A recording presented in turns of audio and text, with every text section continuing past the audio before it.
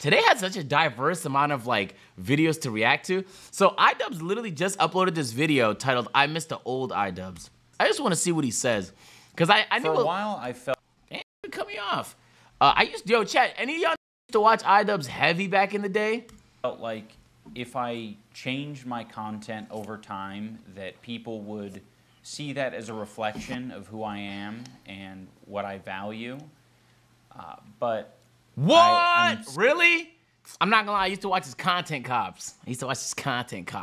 Your title starting got to me realize finna that is a very weak and passive way to, you know, run my channel and live my life. I think I should have the balls to make an apology video and take accountability for the mistakes I've made.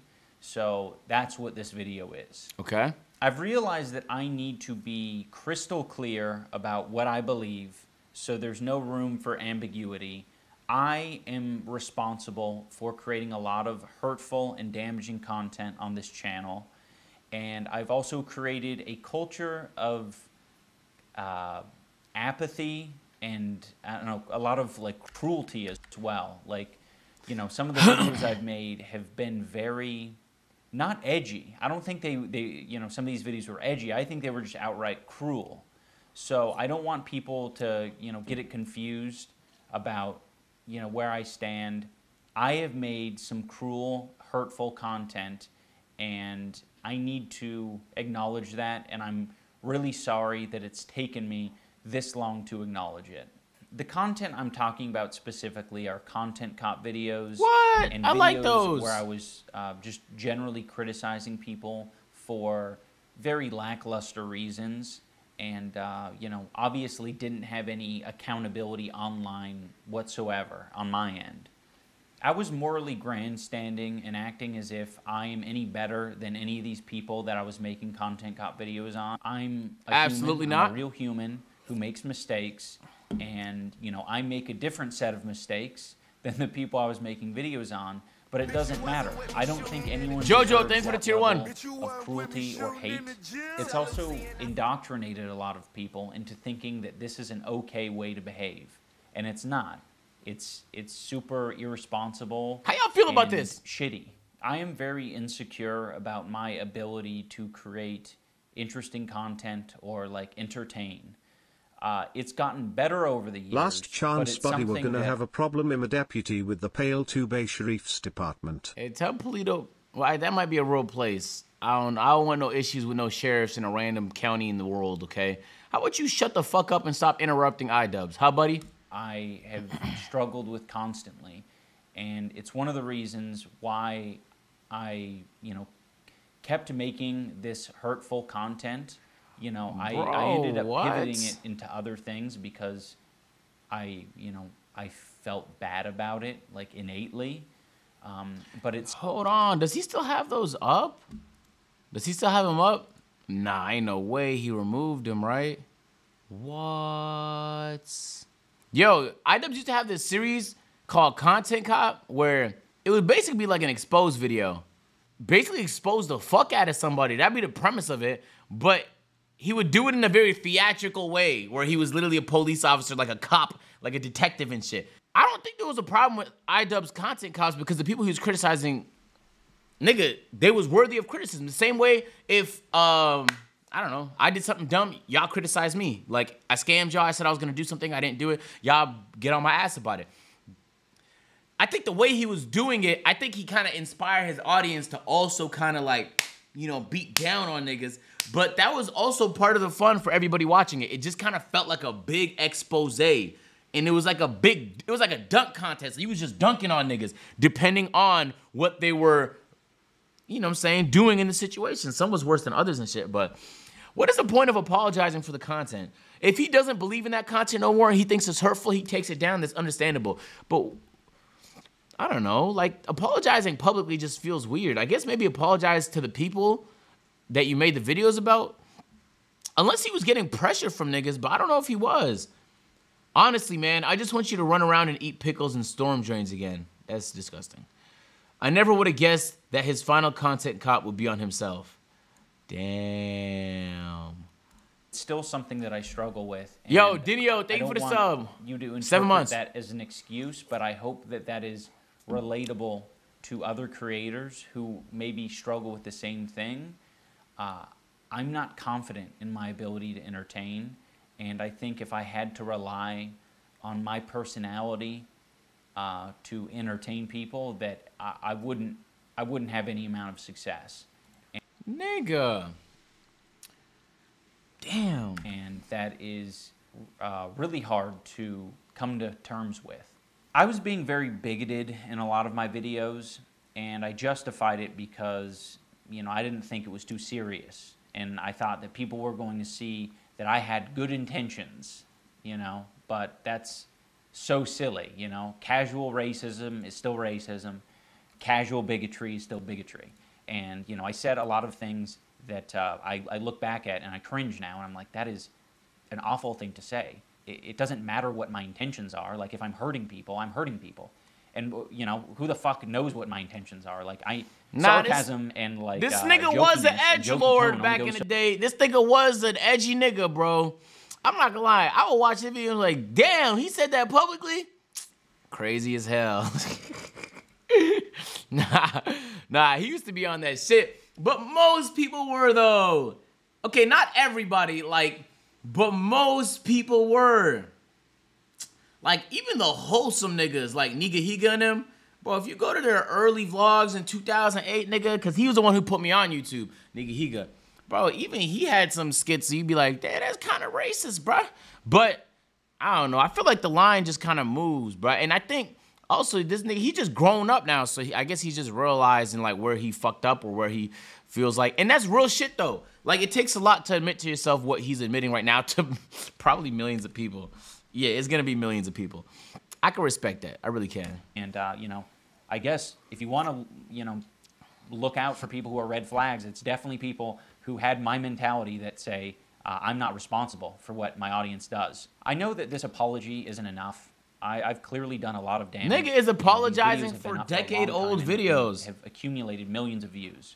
I shouldn't be able to just make an apology video and walk away from it. This is something that I should live the rest of my life with, and I expect to. I've profited off of this bigoted content for years, and I've made a successful career out of it, and that's not right. I think that this is only a step in the right direction, and I know that a lot more needs to be done to even approach a life that I would think would be like acceptable. I am running ads on this video, and any revenue generated from this video, I'm going to match and donate to an organization that, you know, would have been particularly affected by the type of rhetoric that I've been spewing on this channel. And again, this isn't the end of what I'm doing. This is just the start. I don't feel like a lot of this... Nigga said, he better than me, I'd have just ignored it. You know what's good about this video here, chat? Is that I actually feel like he's being genuine. So many of these videos, I feel like niggas is just trying to like say the right thing. And it's like you could see them calculating in their brains and shit. But it just looked like he's really upset at what he used to be, and he's just being genuine right now. I can respect that. Content represents me as a person, at least not anymore. There was a time where it probably perfectly represented clappers. Me because I was a nasty, apathetic, insecure person. Now that I don't feel like it represents me, and I want to distance myself from it and keep it from, you know, indoctrinating more people, I'd like to unlist the videos so that people, you know, can access them still for whatever, you know, purposes they might want to do that for. But it's not being proliferated on the website. Niggas is definitely about to re-upload it. That's the best solution, at least for the time being. And for anyone who liked those videos, I want this video to be an example and a lesson for you. And that's deplorable behavior. It's so stupid. I'm also sorry to all the black viewers. Sorry, okay. He said the N-word in the past. That's kind of the reason why I wanted to watch this video. I just wanted to see what he would think about what he used to say the N-word back in the day. So I just want to see what he thinks about that now. Apologize to Tana. Tana, I'm sorry. I should have never made that video. I harassed Tana in person and then harassed her online. And that's deplorable behavior. It's so stupid. I'm also sorry to all the black viewers and minority groups who had to put up with that video and put up with, you know, the phrases. I said either it's all okay or none of it's okay. And that's just so dangerous and stupid. I have made content that I'm proud of over the years. It hasn't been as consistent as maybe I'd like it to have been. Samuel, shut the fuck up. Nigga say he's talking to you, agent. Nigga, shut up. Nigga. Why are you making it so personal, bro? Damn, man. Shit. But, you know, there is a lot of content that I think had a net positive on the world. And, you know, I'm going to strive to continue on that trend. But again, I'm absolutely going to continue to make mistakes. But I want the mistakes to be a lot smaller and a lot less serious. I also want to give some clarity to the post-fight speech that I gave. I mean, it wasn't a speech. Nigga said A&P sex like, dungeon. You know, I know I'm not everyone's cup of tea, but I really do appreciate the support. And is that his girl? You know, thank you for coming. That was addressing the people over the years that I neglected and I left behind. You know, the people whose feelings I, you know, didn't take into consideration. Those are the people who I was addressing as, I know I'm not everyone's cup of tea. Anyone who thinks that I should be shouting the N-word from the rooftops, I don't want to be your cup of tea. Now I want to talk about events and situations that have happened over the past 5 years of my life that have led me to the place I'm at now. One year I was at a convention and a bunch of fans were, you know, wanting pictures. And this particular fan came up to me and said the N-word. I know you probably don't like transgender people, but can I, you know, get a picture? That smacked me in the face. I was like, oh, holy shit. Yo, wait, niggas did that shit to me too. I mean, not that. Yo, years ago, I think this was literally when we were leaving the Staples Center during the KSI Logan Paul fight. It was around the time me and Ronnie 2K publicly had beef. And it wasn't really beef, but that nigga was chatting nonsense, and I was just rebuttaling the fuck he was saying, and a whole bunch of niggas was on some fuck Ronnie 2K timing. Bro, I left the Staples Center, and you know, like when you leave a stadium, everyone's kind of dispersing, going their own ways. No exaggeration, like at least 10 people, as I was leaving, were screaming, man, fuck Ronnie 2K. I was like, hey. Like, the first time I heard it, it was kind of funny. But, like, the 10th time, I was like, damn, bruh. We in public. I bet everyone was really confused. And then it hit me. I was like, niggas really hate Ronnie 2K. I was like, man, niggas hate Ronnie, bruh. But, like, I don't want people to scream that to me, though. I don't want niggas to scream it to me. And it was something uncomfortable about it because it's like, I was just enjoying myself. I don't want to think about fucking Ronnie right now. It's the last thing I want to think about. I'm about to have a good night, man. Damn. So that shit made me a little uncomfortable too. I was like, let me chill out a little bit. People shouldn't feel comfortable screaming fuck Ronnie. I don't really want Ronnie on my mind all the time. That did make me uncomfortable. I was like, bro, let me chill out with all that online beef shit, bro. I don't want niggas coming to me and being any. And the same thing happened with the Fredo situation, but that one I couldn't even really avoid that one. I didn't feel like I created that one. That one just became. And niggas been, man, fuck Fredo. I'm like, bruh, we are having dinner, nigga. Do you think that is appropriate right now? I mean, okay, but like, is now the time for you to be saying that? But like, in like niggas' head though, it felt like there was in their head, I believe they were thinking like, yo, agents gonna fuck with me. Watch this right here. Yo, fuck Ronnie 2K. And then I'm supposed to be like, that's a fact. That's a fucking fact. And then boom, just like that. I low-key get what he's saying. It's a little uncomfortable to have people you've never met before scream shit like that at you, bro. I get it. Why would you think that? But I mean, it was fairly obvious. I was being cruel, hateful, bigoted, and being very uncaring about people's feelings. That is a very fair assessment to make. I was giving this person bad vibes. And I think I've given a lot of people extremely bad vibes. Another event that was very important for me to experience was I went on a boxing podcast. I was basically like trying to walk back my Tana content cop. You know, I was still very like insecure and uncomfortable with the fact that I made that video. And but I was still coping. You'll see me struggle in this clip to, you know, say that it was wrong. So I just wanted to let you talk on that, right? Because obviously using the N-word is definitely frowned upon by a lot of people. You mean to tell me this nigga voluntarily went on a podcast and they started grilling him about his use of the N-word? Hey, shout out to the host, bro. Nigga understood the assignment. Especially by a non-African American, but I was just curious. That was a very weird video because I wanted to like criticize her for her like sort of flagrant use of it. I've been pretty flagrant about it too, not in the same way. I thought there was a message to be shared there, and I don't think it was particularly. It was okay in criticizing her, but I think I probably wasn't the person to deliver the message, if that makes sense. There was a message that I was trying to put out there, and like I'm not really the person to put out. Yeah, it's for facts. It's W Press. I think there's bits and pieces to take from it that I think are valuable, but I probably wouldn't. Chat. You know why I'm proud of peer-to-peer? We never did this. What he's doing. Anyone who's ran a podcast before, you know what he's doing right now. For people who you might not know, what he's doing right now.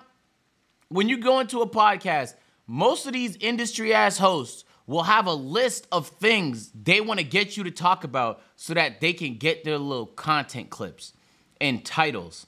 And for iDubbz, 100% him saying the N-word, you would use that. You would 100%. We never did peer-to-peer expecting to have conversations about clickable old material. Even when we had people like Ken on the podcast or Sneak on the podcast, where we most definitely could have dug into their history to get juicy clips, we would ask questions and allow people to volunteer their life story, but we wouldn't like snipe for the thing like, oh, people are gonna talk about it if we snipe for this thing right here. I kind of like that about me and Lo. We never even had discussions like, oh, we should get him to talk about this. We never did that. Ever, ever, ever. We were just like, let's just have a good conversation and the podcast will perform well if people enjoy the conversation. I like that about peer-to-peer, bro. Not many podcasts are like that nowadays, man. Make it these days. I'm very grateful to those guys and how they broached the subject because, it didn't put me on the defensive. It just made me realize, like, I'm stupid. I'm stupid and I really need to, like, acknowledge these things. Like what am I doing? I'm still trying to make excuses for myself and like, why I made that video. It's like, it was a dumb idea. I harassed someone. But you killed it. Yo, bro, chat. I'm like, am I allowed to have like a life, bro? Like the reason I killed it is so I could juggle priorities better. And I've been hitting the gym very consistently. I've been more communicative with the people around me and my family and friends and things of that nature. I have been like, come on, bro. Like, I can't do 50 things at once all well. That's true. Of course, like, I wasn't even, you know what the crazy part is? Look, bro, I might be coping, but, like, all I said was, I don't think I should be on it no more. And then it ended. I didn't say y'all niggas can't do it without me. What the fuck? Nigga be acting like I said, but y'all niggas, hey, do not do this podcast without me. I even came up with a fire-ass strategy to phase me out of the content. And there just was no interest in doing it. And I could respect that. I could respect that. If Lo told me he didn't want to do playback, I wouldn't keep doing playback. It would be done. Because I wanted to do it with him. I don't want to just do it alone or with another person. It'd be done. But then it wouldn't be Lo that killed the shit. It would just be like he didn't have, you know what I'm saying? And shit just boom, boom, and ended like that. But, like, so you killed it. I don't know what to say, bro. Like, on one hand, like, I mean, I don't know, but I don't think y'all get it from my people. It's fine, though. It's fine. I was saying slurs, and I was trying to justify it all. A very big thing that has sort of altered my view on all of this is just the amount of hate and harassment my wife, Anissa, has received over the years. Damn. She's had to deal with it from the beginning of our relationship, and I have done a horrible job at acknowledging her and her feelings for it.